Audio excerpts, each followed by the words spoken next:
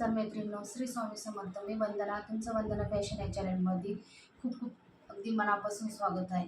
तर आज आपण बघणार आहोत 8.5 इंचाची बाही कटिंग कशी करायची ते बघणार आहोत. तर त्यासाठी आपल्याला लागणार आहे बाहीची मापे. तर इथे मी बाहीची मापे लिहून घेतलेली आहे. बाहीची उंची आहे 8.5 इंच आणि छाती आहे 36 इंच, दंडगेर 5.5 इंच आणि आर्महोल आपण ब्लाऊजवरून बघणार आहोत. तर आर्महोल कशा पद्धतीने मोजायचं हे तुम्हाला मी सांगणार आहे आजच्या व्हिडिओमध्ये. आणि त्याच्यानंतर बाहीची घडी पण आर्महोल मोजला का तेव्हा आपली बाहीची घडी निघणार आहे. तर त्यावेळेस आपण बाहीची घडी तुम्हाला मी सांगणार आहे. तर मैत्रिणींनो, आपण इथे डायरेक्ट ब्लाऊज पीसावर बाहीची कटिंग करणार आहे. तर मी इथे एक ब्लाऊज पीस घेतलेला आहे. तर तुम्हाला ब्लाऊज पीस हा डबल फोल्ड घ्यायचा आहे अगोदर. हे बघा, अशा पद्धतीने डबल फोल्ड घ्यायचा आहे. त्यानंतर एक हाताच्या सहाय्याने ब्लाऊज पीस सरळ करून घ्यायचं आहे. त्यानंतर परत एक वेळेस फोल्ड करायचं आहे दुसऱ्या वेळेस. हे बघा, अशा पहिले आपण डबल फोल्ड घेतला, त्यानंतर परत त्याच्यावर डबल फोल्ड केला. तर अशा पद्धतीने आपण कापड फोल्ड करून घ्यायचं आहे.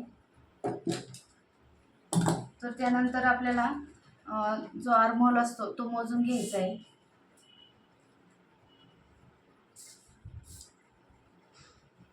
तर हे बघा, अशा पद्धतीने ब्लाऊज ठेवायचा.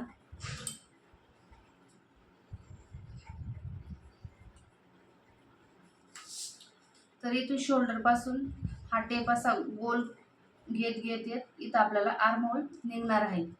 तर हे बघा, शोल्डर पासून मी इथून टेप ठेवते. त्यानंतर असं गोल गोल करून हे बघा, इथं आपला 8 इंच आर्महोल आलेला आहे. तर 8 इंच आर्महोल आला आहे, तर त्याच्यात आपल्याला 1 इंच मिळवायची आहे. तर आपली छातीची घडी तर आपली बाहीची घडी राहणार आहे 9 इंच.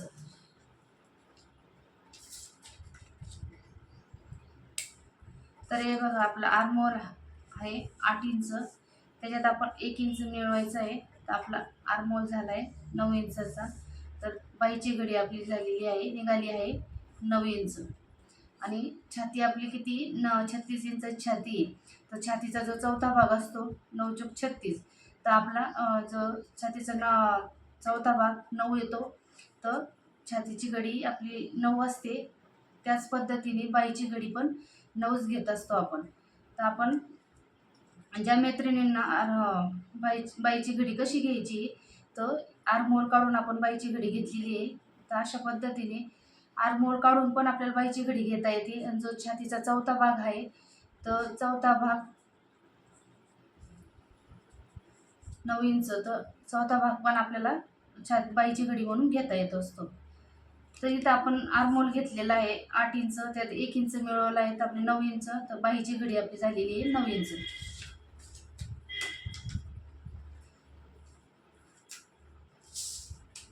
तर हे बघा, इथं बाहीची घडी आपल्याला आधी मोजून घ्यायची आहे. हे बघा, 9ला 2 रेषा, इथं कापड कमी पडलेलं आहे, तर तुम्ही 9 इंच घ्या. 9 इंच आपली बाहीची घडी झाली आहे. त्यानंतर बाहीची उंची आपली आहे 8.5 इंच. तर आपल्याला साधा पीस कट करायचा आहे. तर 8.5 मध्ये आपल्याला 2 इंच मिळवायचे.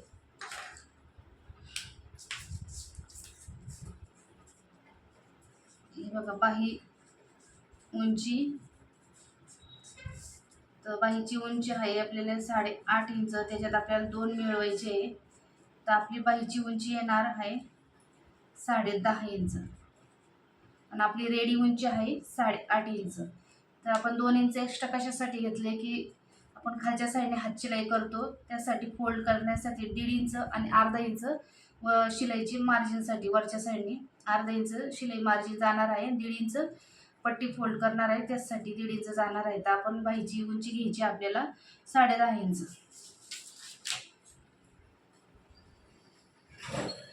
कापड असा व्यवस्थित करून घ्यायचा आहे आधी, खालीवर झाला नाही पाहिजे, कारण की आपण डायरेक्ट कपड्यावर बाही कटिंग करत आहोत. तर आधी आपल्याला घ्यायची आहे बाहीची उंची. हे बघा, इथं आपण बाही उंची 10.5 घेतलेली आहे आणि आपल्याला रेडी बाही आहे आपली 8.5 इंच. तर या वरच्या साईडने पण आपल्याला 10.5 मार्क करून घ्यायचं आहे. त्यानंतर आपण रेष ओढून घ्यायची पट्टीने सरळ.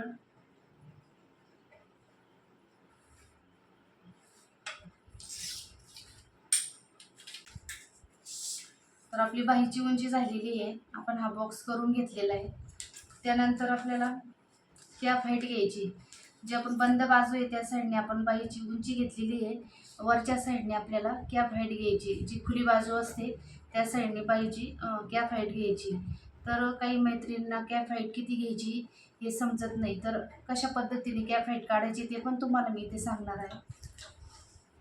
तर आपली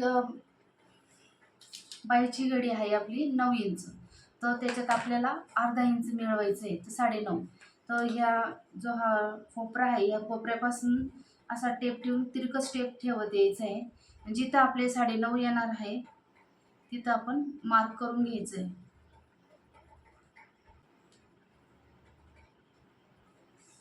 हे बघा इथं 9.5 आलेलं आहे.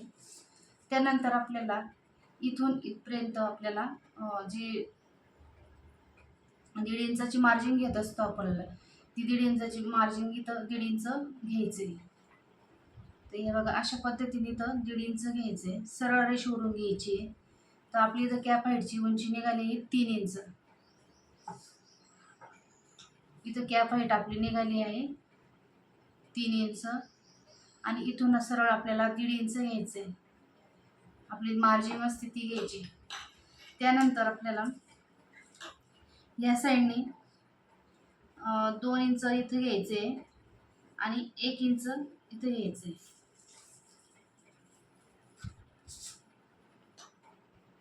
इथून 2 इंचापासून ते 1.5 इंचापर्यंत असं बाहीचा असं गोल आकार द्यायचा आहे. जर आकार येत नसेल तर अशा पद्धतीने रेष ओढून घ्यायची आहे. हे बघा अशा पद्धतीने. त्यानंतर इथं असं थोडा शेप देऊन हे बघा अशा पद्धतीने बाहीचा आकार द्यायचा आहे. त्यानंतर इथून 1.5 इंचापासून 2.5 इंच घ्यायचे. खालच्या साईडने 1.25 इंच घ्यायचे. इथे 1.25 इंच. मग जो मोंड्याचा छोटा आकार असतो बाहीचा तो द्यायचा आहे. इथून असा हे बघा अशा पद्धतीने बाहीचा छोटा आकार द्यायचा आहे. म्हणजे हा पुढील बाजूचा आकार झालेला आहे आणि हा मागील बाजूचा आकार झालेला आहे. हे बघा अशा पद्धतीने आपली बाहीचा आकार देऊन झालेला आहे. तुम्हाला समजलंच असेल की बाहीची अगोदर घडी घ्यायची आहे. जो छातीचा चौथा भाग असतो 9 इंच, समजा 30 असला तर 30चा जो चौथा भाग असतो तो घ्यायचा आहे. 32चा जो चौथा भाग असतो तो घ्यायचा आहे. 32चा चौथा भाग 8 इंच, 30चा 7.5 इंच असं. आणि त्याच्यात आपल्याला घडी निघणार आहे. तर तसं नाही समजलं ज्या पद्धतीने आता आपण आर्महोल मोजला आहे, तर आर्महोल जितका येणार आहे त्यामध्ये आपल्याला अर्धा इंच 1 इंच मिळवायचं आहे आणि तो आपला बाहीची घडी तयार होणार आहे. त्यानंतर आपल्याला खालच्या साईडने दंडघेर किती आहे आपला तो बघायचा आहे. आपला दंडघेर आहे 5.5 इंच. हे बघा 5.5 इंच आपलं दंडघेर आहे. त्यामध्ये आपल्याला 2 इंच मार्जिन घ्यायची. तुम्ही 1.5 इंच पण घेऊ शकता, 2 इंच पण घेऊ शकता. तर हे बघा हे आपल्याला जी फिटिंगची आपली पॉईंट आहे हा 1.5 इंचाचा तो पॉईंट आणि हा दंडघेरचा पॉईंट दोन्ही पॉईंट जॉईन करायचे आहे. हे बघा हे अशा पद्धतीने आपली बाहीची पूर्ण आखणी तयार झालेली आहे. त्यानंतर आपल्याला बाही कटिंग करायची.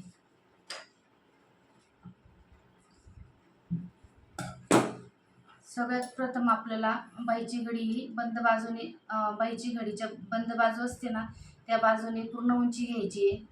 त्यानंतर कॅप हाईट घ्यायची वरच्या साईडने. मग बाहीचा जो आकार असतो तो आकार देऊन घ्यायचा आहे. आकार द्यायचा झाल्यावर दंडघेर घ्यायचा आहे. दंडघेर किती असतो तो घ्यायचा आहे. त्याच्यात आपल्याला परत 2 इंच मार्जिनसाठी मिळवायचे आहे.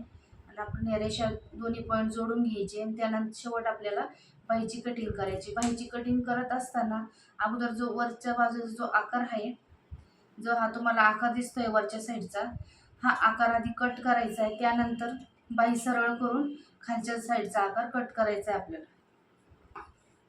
तर मी आता आधी वरच्या साईडचा आकार कट करून घेणार आहे.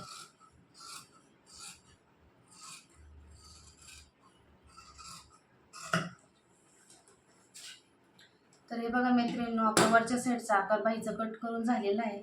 त्यानंतर दंडघेरच्या साईडने आपल्याला हे कट करून घ्यायचं एक्स्ट्राचा कपडा. आपल्याला इथं फिटिंग येणार आहे ब्लाऊजची. हे बघा इथं कट्स मारून घ्यायचे आहे. त्यानंतर बाही अशी सरळ करायची. कपडा इकडे तिकडे होऊन द्यायचा नाही. जर कपडा इकडे तिकडे होत असेल तर इथं पिना जोडायचे आहे. पिना जोडल्याने कपडा इकडे तिकडे होणार नाही. तर त्यानंतर बाही सरळ केल्यावर आपल्याला जो खालचा आकार आहे एक साईडने तो कट करायचा आहे.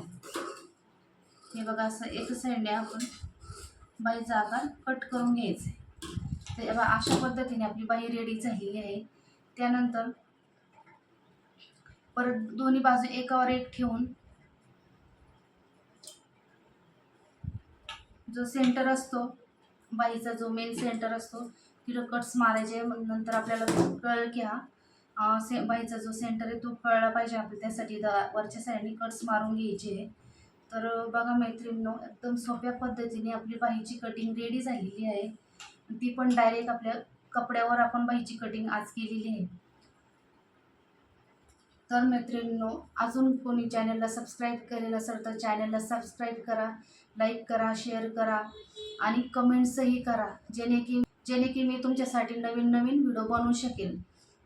आणि हा आपल्या चॅनलवर शिवण क्लासचा ऑनलाईन शिवण क्लास चालू झालेला आहे.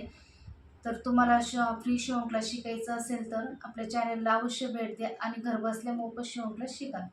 तर मित्रांनो, तुम्हाला व्हिडिओ आवडला असेल तर व्हिडिओला लाईक करा, शेअर करा.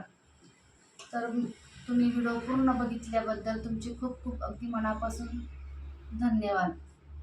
तर चला आपण पुढच्या व्हिडिओमध्ये भेटूया.